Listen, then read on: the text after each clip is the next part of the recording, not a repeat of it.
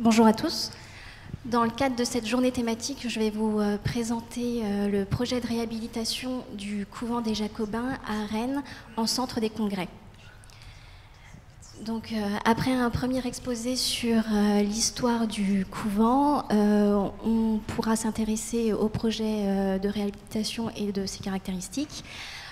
Puis à la géotechnique du site, et enfin la méthodologie de la RSO avec quelques photos et un petit film retraçant le déroulé des travaux.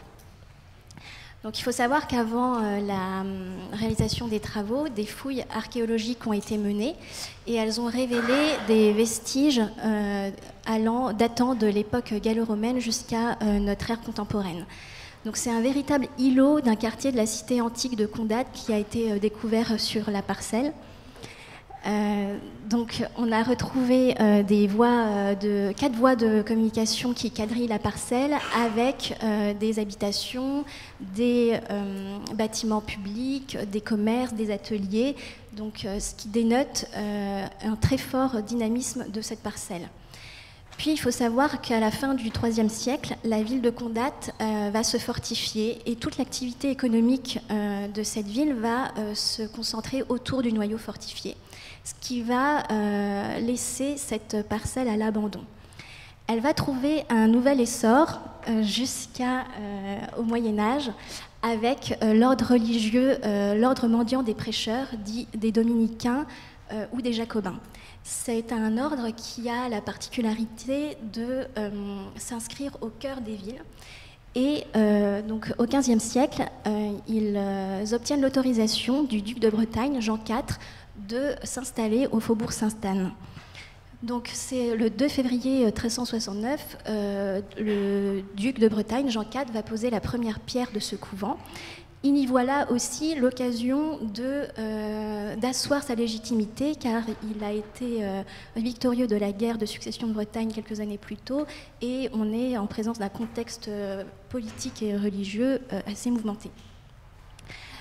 Entre les murs de ce couvent, il y a également eu un fait marquant qui s'est déroulé le 17 novembre 1491, c'est la signature du traité de paix entre Anne de Bretagne et le roi de France, Charles VIII, donc qui met fin au siège de la ville de Rennes et qui scelle l'union de la Bretagne à la France. Donc, il faut savoir qu'au XVe siècle, le couvent des Jacobins va devenir un lieu de pèlerinage très important, car il renferme entre ses murs un tableau qui est une Vierge à l'enfant, donc Notre-Dame de Bonne Nouvelle. C'est un tableau auquel on porte des vertus miraculeuses, avec des miracles avérés, et dans ce contexte, il attire des pèlerins qui viennent de toutes parts. Donc, à tel point que la noblesse de la ville va louer des concessions à l'église pour pouvoir être enterrée au plus près de ce tableau. Et c'est pourquoi plus de 800 sépultures ont été retrouvées dans l'enceinte du couvent, avec un fait marquant, 5 sarcophages dont l'un renfermait une dépouille d'une femme de la noblesse bretonne dans un état de conservation remarquable. Et l'étude de ces dépouilles menée par l'INRAP a permis aussi d'en savoir un peu plus sur l'état de la médecine à cette époque-là et sur l'état de santé de ces personnes au Moyen-Âge. Donc, outre le caractère religieux qu'il représente et l'attrait qu'ont les pèlerins pour ce lieu, il constitue également un haut lieu de recherche et d'exposition, à fort rayonnement intellectuel et scientifique. De nombreux chercheurs renommés s'y pressent pour effectuer leurs travaux, et on y enseigne la théologie, la philosophie, avec pour appui une bibliothèque de plus de 5000 livres. Ensuite, à la Révolution, comme tous les biens religieux, celui-ci est confisqué et il est vendu. Par contre, il ne trouvera pas d'acquéreur et c'est l'armée qui va en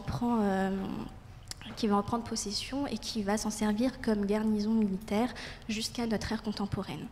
On a retrouvé des vestiges des cuves de stockage, par exemple, à l'intérieur du cloître. Donc, je vais passer maintenant à la présentation du projet de réhabilitation. Donc, en 2002, l'armée vend pour 1 euro symbolique ce couvent à la ville de Rennes. Et en 2007, elle émet le souhait de se doter d'un centre des congrès. Les élus veulent que ce lieu s'inscrive au sein du centre-ville et d'un site historique. C'est en 2009 que le site du couvent des Jacobins est retenu, car il rassemble ces critères-là. C'est un site classé monument historique depuis 1991.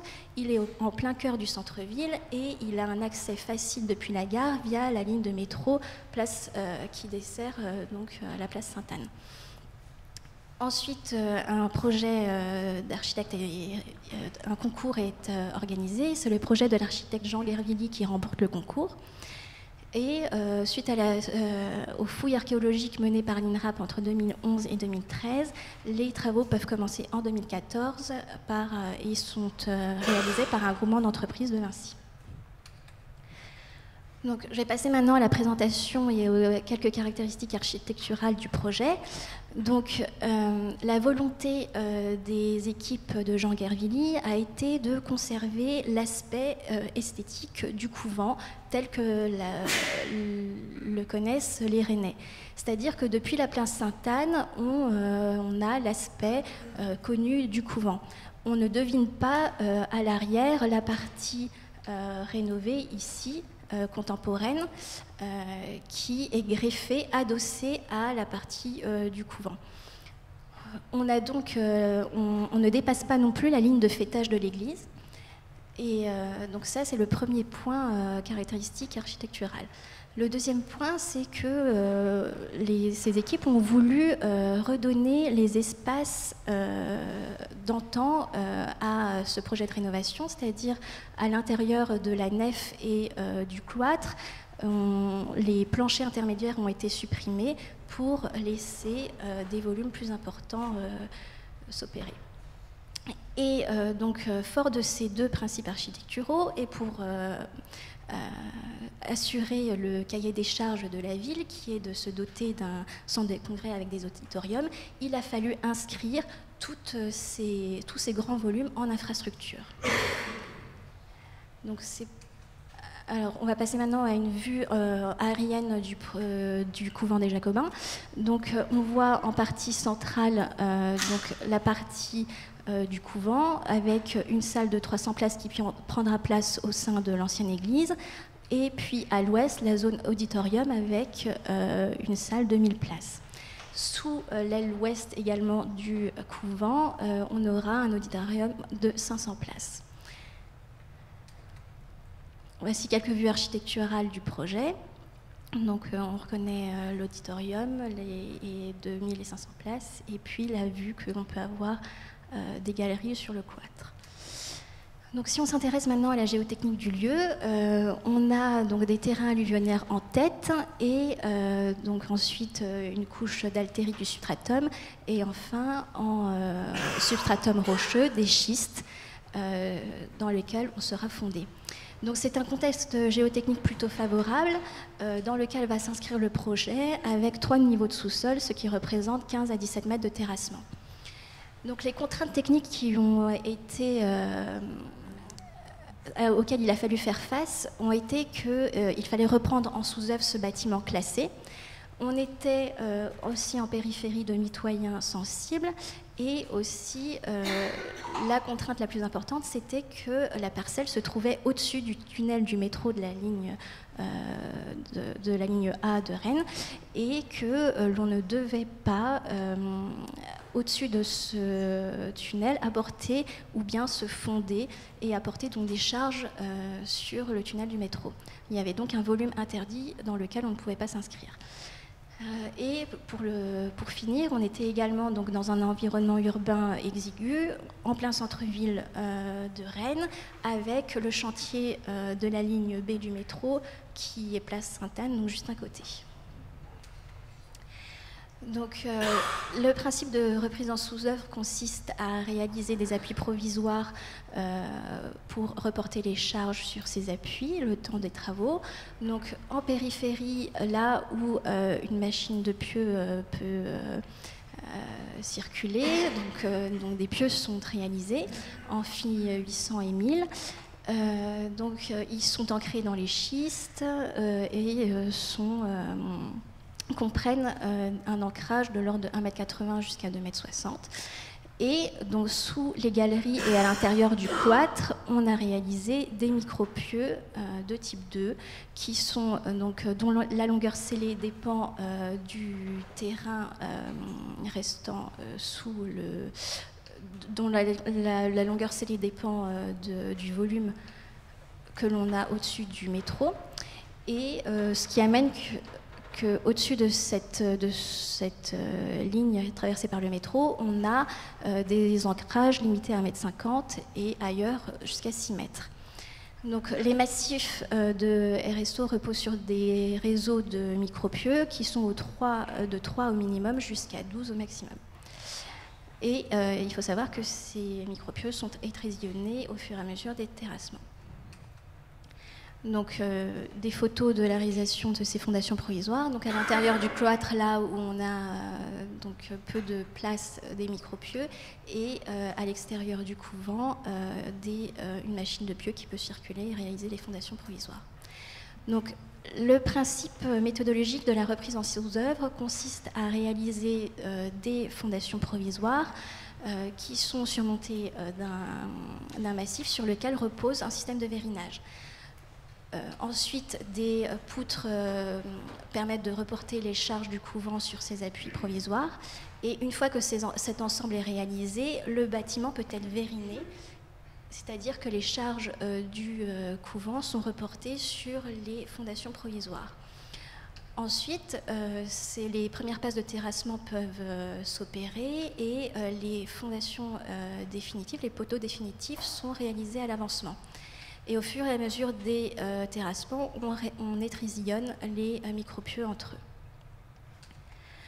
Donc, si on revient pas à pas à ce principe méthodologique, donc on a au-dessus de chaque groupe de micropieux des massifs qui sont réalisés, ainsi que sur les pieux.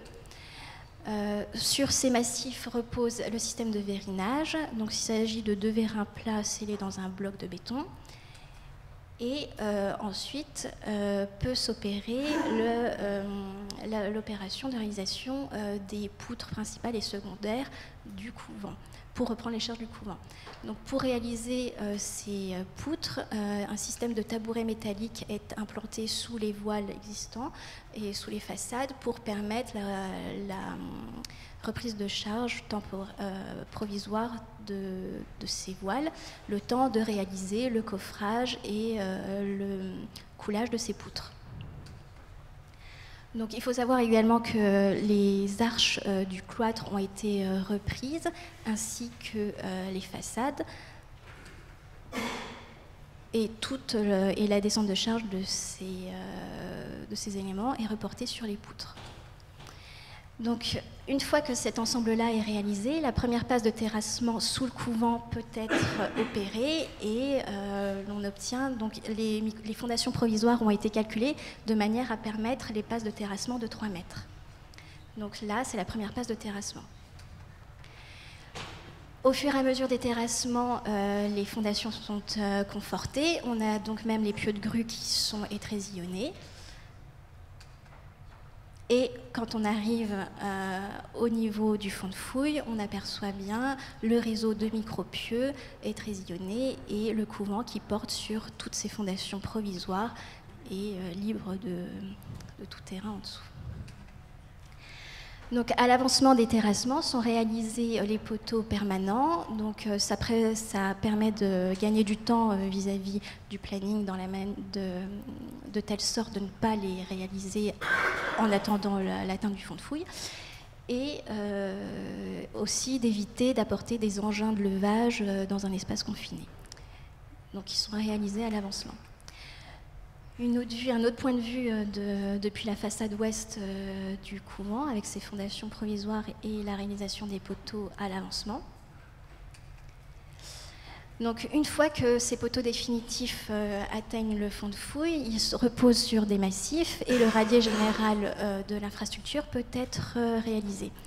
On a donc une deuxième phase de vérinage qui va s'opérer, c'est-à-dire que l'on va transférer les charges du couvent des appuis provisoires sur les appuis définitifs.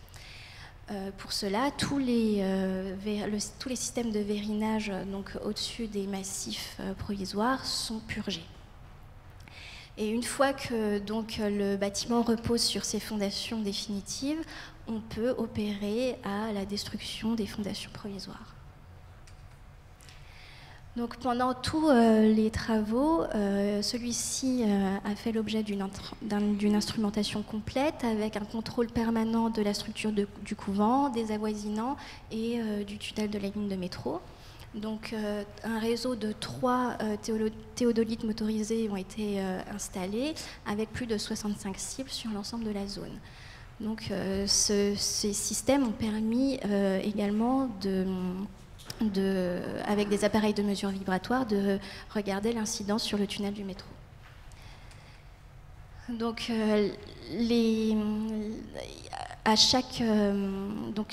l'instrumentation a permis de suivre les évolutions des déplacements de la structure et on peut donc, même avec les déplacements repérés sur les cibles, retracer l'histoire du chantier avec la réalisation des pieux, les premières passes de terrassement et le vérinage de la structure. Et ensuite, on a une deuxième phase de vérinage. Donc on monte la structure à nouveau pour pallier le tassement des poteaux définitifs. Et une fois cette opération réalisée, on peut dévériner et faire reposer la structure sur ses appuis définitifs. Voici maintenant quelques photos de l'ouvrage exécuté. Donc on peut remarquer la tour, l'enseigne lumineuse qui évoque l'ancien clocher et qui fait la passerelle entre la partie du couvent et la partie rénovée à l'arrière. Ici une vue du cloître, une vue des galeries et ce qui donne sur le cloître. Et enfin, les salles d'auditorium qui ont permis d'être logées en infrastructure sous cette structure. Donc, je vais passer maintenant à un petit film retraçant la première année de ce chantier. Vous verrez dans ce film, sur la façade ouest, une paroi périmétrale qui est en paroi moulée qui est réalisée. J'en ai pas parlé dans ma présentation, mais un simple fait marquant, un suivi géotechnique a été réalisé et le deuxième lit de bracon n'a pas été installé. Donc, je vous laisse observer cette vidéo. Donc là, on voit les ateliers de paroi moulée qui réalisent l'enceinte de la partie auditorium à l'ouest du couvent.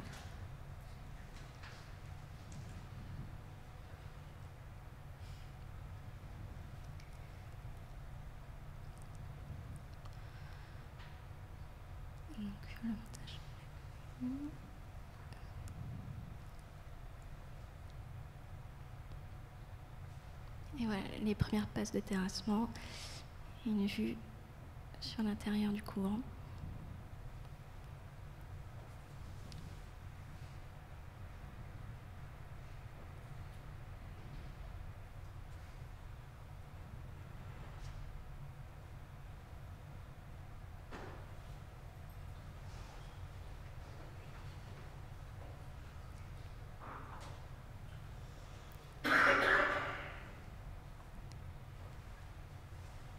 Donc on peut voir qu'à l'issue de la première phase de terrassement, les pieux de grue sont étrisionnés et qu'il en est de même pour les fondations des micro-pieux.